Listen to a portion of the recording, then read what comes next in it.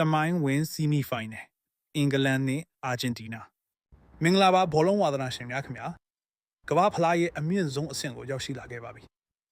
ဗုဒ္ဓဟူးနေ့ညမှာတော့တကမ္ဘာလုံးရဲ့အာယုံဆိုင်မှုဟာ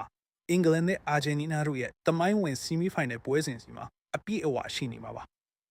နှစ်ပေါင်း20ကျော်ကြာတဲ့အထိစောင့်မျှော်ခဲ့ရတဲ့ဒီပွဲဟာတာမန်ပွဲတစ်ပွဲထက်ပိုမိုတဲ့အငွေ့အသက်တွေကိုဆောင်ကျဉ်လာခဲ့ပါပြီအာဂျင်တီးနားအသင်းရဲ့အဓိကအကြဆုံးကတော့အသက်39နှစ်အရွယ်မှတောင်ကမ္ဘာအဆင့်ကစားဟန်ကိုပြသနေစေဖြစ်တဲ့လီယိုနယ်မက်ဆီပဲဖြစ်ပါတယ်။ဘောလုံးလောကရဲ့ဂုတ်တယောက်အနေနဲ့သူဟာဒီကမ္ဘာဖလားမှာနောက်ထပ်သမိုင်းမှတ်တိုင်တစ်ခုကိုစိုက်ထူဖို့ပြင်ဆင်နေပါတယ်။ဒါပေမဲ့အင်္ဂလန်အသင်းကတော့မက်ဆီတယောက်တည်းကိုပဲအာရုံစိုက်နေမှာမဟုတ်ပါဘူး။အာဂျင်တီးနားဆိုတာလက်ရှိချန်ပီယံတွေအသင်းလိုက်စုဖွဲ့မှုအားကောင်းတဲ့အသင်းတစ်သင်းဖြစ်တယ်ဆိုတာကိုသူတို့ကောင်းကောင်းသဘောပေါက်ထားကြပါတယ်။အင်္ဂလန်ဂိုးသမားဂျော်ဒန်ပစ်ဖော့ကတော့ဒီပွဲအတွက်အထူးယုံကြည်ချက်ရှိနေပါတယ်။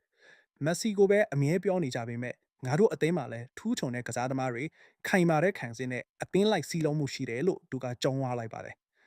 1966ခုနှစ်နောက်ပိုင်းပထမဆုံးအကြိမ်ကမ္ဘာဖလားဗိုလ်လုပွဲကိုတက်လှမ်းဖို့အတွက်အင်္ဂလန်ကအသင့်ဖြစ်နေပါပြီ။ခံစင်းမှာပုံမှုခိုင်မာအောင်တိဆောက်ထားပြီးရှေ့တန်းမှာလည်းဂိုးသွင်းနိုင်စွမ်းရှိတဲ့အင်္ဂလန်အသင်းဟာဒီတစ်ခါတော့အမှားအယွင်းမရှိအနိုင်ယူဖို့စိတ်အားထက်သန်နေပါတယ်။ဒီပွဲကဘာကြောင့်အရေးပါပါလဲ။နှစ်သင်းကြားကအတိတ်သမိုင်းကြောင်းတွေနှစ်ပေါင်း20ကျော်ကြာမှပြန်လည်ဆုံတွေ့တဲ့အခြေအနေတွေကြောင့်ဒီပွဲဟာအကျိတ်နဲ့ရှိမှသိကြပါတယ်။ Pickford ပြောသလိုပဲ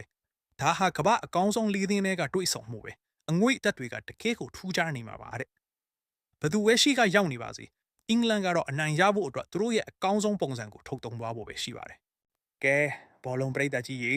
မက်ဆီရဲ့မော်ကစားဟန်ကိုအင်္ဂလန်ရဲ့စီးလုံးမှုနဲ့တားဆီးနိုင်မလား။ဒါမှမဟုတ်အာဂျင်တီးနားကပဲဘိုးလူပွဲစီတန်းမှတ်တက်လှမ်းသွားမလား။